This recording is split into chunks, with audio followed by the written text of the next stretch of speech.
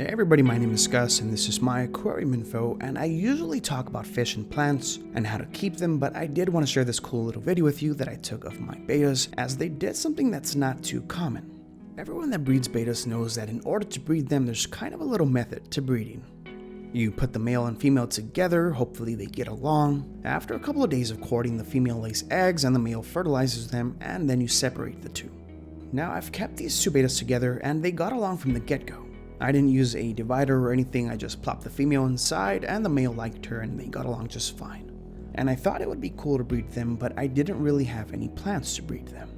But they decided to give it a try, and my first reaction was to want to separate the female after a while, but since I wasn't really trying to breed them, I just figured I'd just let them be and monitor them.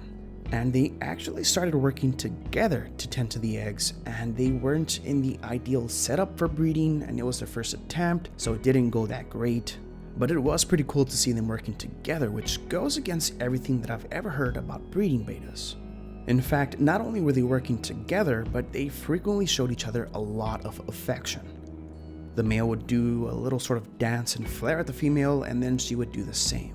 Now, unfortunately, the water level was a little too high for them to possibly keep picking up the eggs and putting them back in the nest. This and the fact that they would do that little dance with each other all the time, which was sweet but led to the bubble nest popping and falling apart as they kept brushing up against it.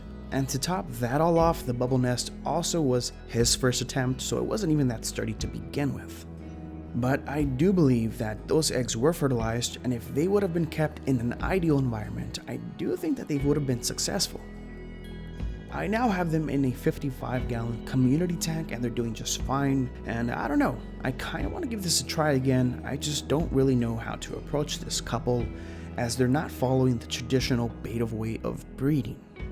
So hopefully some of you might know what to do, or if you have any good ideas on what I should do, definitely let me know.